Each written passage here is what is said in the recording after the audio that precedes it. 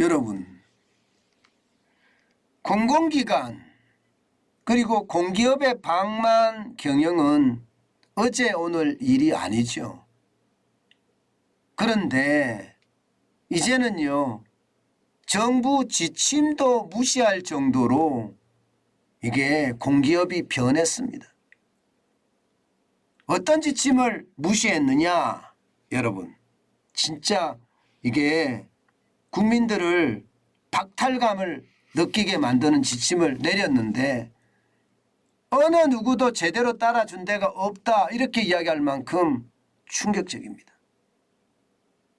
이거 한번 보세요. 정부 지침이 뭐였나? 한국수자원공사 사내 대출 금리가 0.83%에서 1.46%입니다. 바로 이걸 말합니다. 지금 추경호 경제부총리, 윤석열 정부가 들어서고 나서는요, 분명히 주택담보대출 시중금리하고 맞춰라 이렇게 이야기를 했거든요. 금리를 올려라 이렇게 이야기했습니다. 그런데 제대로 따르는 곳이 없다 이렇게 이야기하면 정답입니다. 제대로 따르는 곳이 없다. 뭐 따르는 곳이 있다고는 이야기하는데 이게 뭐 제대로 드러나지도 않고요. 거의 뭐 98.6%라고 하나요? 96.8%. 96.8%가 정부의 지침을 따르지 않는다고 합니다. 참 이것을 보면 진짜 무서우네요. 도대체 그러면 정부는 뭐죠? 공공기관이나 공기업의 정부는 아무것도 아닌가요? 실제로 한번 보실까요, 여러분? 실제로 한번 보세요. 한국수자원공사 금리가 0.83에서 1.46까지 사내 대출을 해주는데 건속 1년 이상이면 1억 2천만 원의 그 대출을 해줍니다. 한국가스공사도 볼까요? 건속 4년 이상이면 1.4%에 1억을 해주고요. 건속 1년 이상이면 0.7%에 1억을 해줍니다. 한국남동발전 볼까요? 연 1.1%의 금리로 9천만 원까지 건설 기준이 없습니다. 들어가기만 하면 9천만 원 대출을 해주는 거예요. 신용보전기금은요. 연 1.38%에 1억 3천까지 건속 2년 이상에게는 다 해줍니다. 이 금액이 여러분 장난이 아니거든요. 말이 1억이지 여러분 1억 빌리려고 그러면 아마 빌리기가 얼마나 어려운지 여러분들 아실 거예요. 저는 회사를 다니다가 자영업자가 됐잖아요. 자영업자가 되고 나서 1억을 빌리려고 그러면요. 그냥 간단하게 말씀을 드리면 하늘의 별 따기입니다. 1억을 빌릴 수가 없습니다. 1억을. 그 정도로 1억이란 돈은 대출받기가 어려운 돈입니다. 그런데 공공기관이나 공기업은 이게 쉽게 간다는 사실, 쉽게. 그 금액도 여러분 적지가 않습니다. 적지가. 진짜 많아요. 보시다시피 2017년 대비 2021년에는 62.2%가 증가했을 정도예요. 2017년에는 2,065억이었죠. 그리고 2018년에는 2,559억 원이었습니다. 그러던 것이 2020년에는 3,358억 원으로 늘었습니다. 그러다가 2021년엔 좀 줄어들었다고 하지만 3,349억 원으로 지금 62.2%가 늘어났습니다.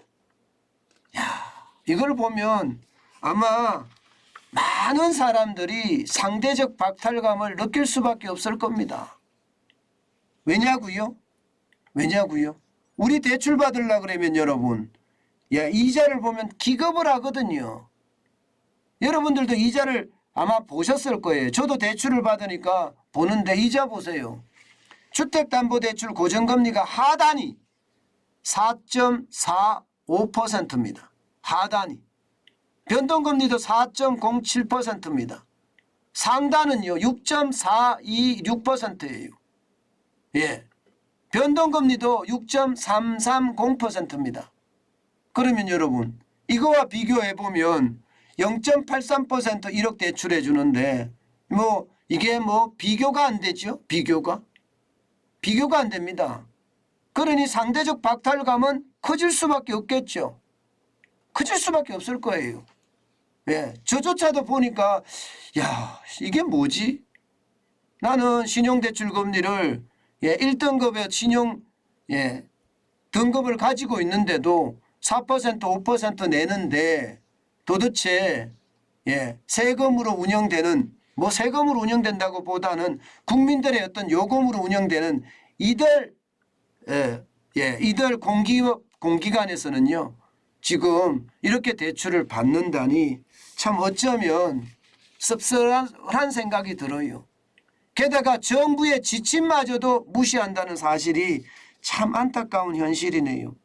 왜 정부의 지침이 무시될까요? 이게 노조원들의 여기가 노조가 나옵니다. 노조원들의 복리후생 복지에 해당되는 거거든요. 이거 노사 합의사항이라는 거예요. 노사 합의사항. 노사가 합의를 해서 이게 이끌어진다는데 여러분 어느 노조원이 우리 이거 안 받을 테니까 이자 높여주세요 이렇게 이야기하겠습니까? 결국은 말입니다. 공기업 노조 공공기관 노조는요 이거 계속 지키려고 할 거 아니에요. 계속 지키려고 할 겁니다. 결국 말입니다. 결국 대출은 계속해서 나간다는 이야기가 되는 거고요. 그만큼 우리네 인생은요 이게 공기업이나 공공기관에 비해서 더 안타깝게 된다는 이야기가 되는 겁니다. 여러분 이 공공기관이나 공기업의 대사내 대출이 이렇게 늘어난 데는요 여러 가지 원인이 있습니다. 대표적인 원인이 연끌일 거예요.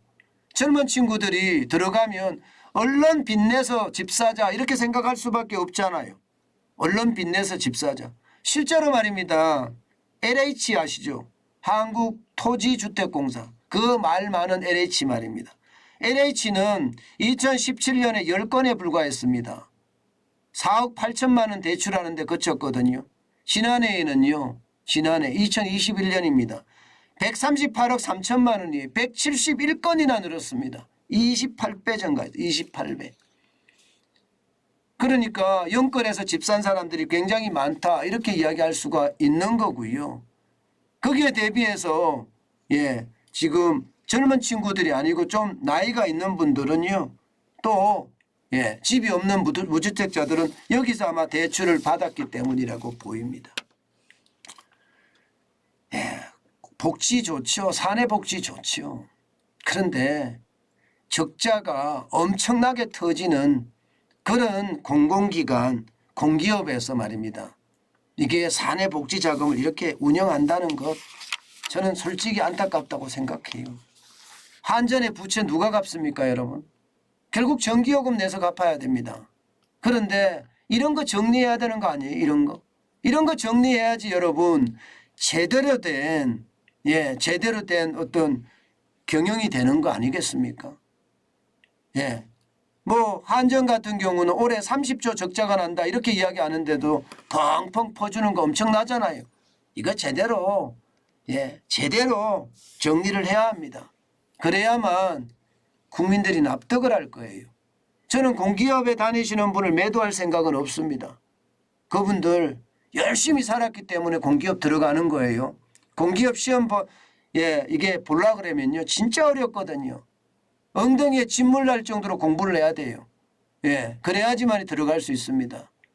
그렇지만 경영진의 이 방만 경영 아니면 내로남불 이것은 확실하게 잡아야죠. 그래야지 국민이 이게 안타깝다는 말 상대적 박탈감은 느끼지 않지 않겠습니까? 저는 그게 가장 필요하다 그런 생각 또 한번 해 봅니다.